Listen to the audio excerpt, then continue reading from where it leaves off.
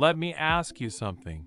If I said, this sentence is false, would you believe me? If it's true, then it must be false. But if it's false, it must be true.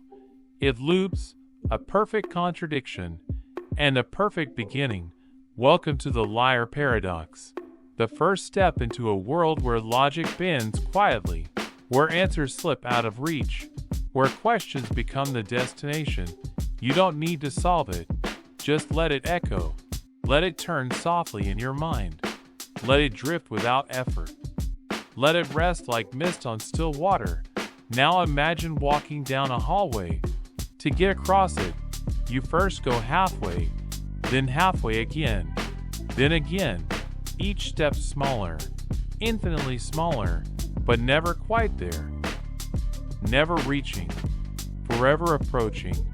This is Zeno's paradox. It tells us that motion, though it feels real, shouldn't be possible. That distance is an illusion made of smaller illusions. That progress is infinite repetition. And yet, we move. We cross rooms. We walk paths. We change. You're walking now, in thought. Not everything real must be explainable. Not everything explainable must be real. Let that float. Weightless, gentle, like a leaf in still air. No rush. No answer required. Now picture an old ship. A wooden vessel with every piece slowly replaced, one plank at a time, over years, until no original piece remains. Is it still the same ship? And what if you rebuilt the ship with the discarded planks? Now there are two. Which is the true ship? Which one carries its soul? Which one remembers the storms? This is the Ship of Theseus, but it's not just about ships. It's about identity. About change, about time, about you. You've changed. Your thoughts, your cells, your memories, your habits, your voice. But are you still you? Or someone new wearing your name? Let the question hang. Let it stretch like a shadow across your mind. Let it melt into your breath. The answer isn't needed. Only the wondering. Only the slow surrender to unknowing. Let it guide you, softly, downward. Now imagine a hotel. It has an infinite number of rooms. Every single one is full. You arrive and ask for a place to stay. They say yes, and somehow, they make space. They move the guest in room 1 to room 2, room 2 to room 3, and so on, forever. Your room becomes room 1. This is Hilbert's hotel, a paradox of infinity. Even when it's full, it has room for more. Infinity breaks the rules of space, and logic, and common sense. Now imagine an infinite line of buses.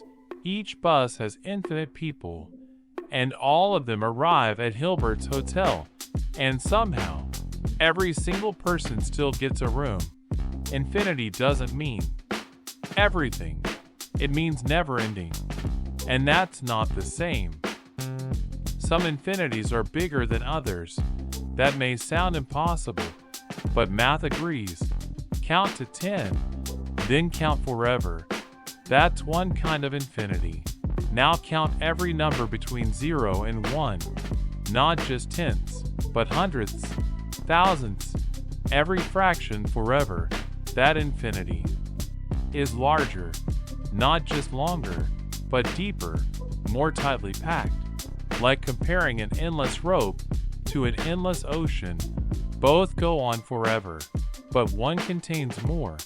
This is the paradox of the infinite. It teaches us how vast endless can be, how small things can hide immeasurable depth, and how even nothing can be too much. Let that idea soften your thoughts, like waves smoothing stone. Now imagine a barber. He shaves everyone in town who does not shave themselves. The question is simple. Who shaves the barber? If he shaves himself, he must not. If he doesn't, then he must. This is the barber paradox. It sounds silly, but it reveals a core flaw in logic. Sometimes a system breaks when you let it look at itself, like mirrors facing mirrors, a tunnel of reflection that goes nowhere. Let your mind look into that tunnel, and then let it fall back. There is no need to chase the end, only to follow the shape. No conclusion, only curiosity. Let it rest there, in the quiet of unsolved things. Let's step a little further, into a room with mirrors. Two mirrors facing each other, endless reflections, a tunnel of self. Now imagine a camera pointed at its own screen. A loop begins. What it sees is what it shows, over and over.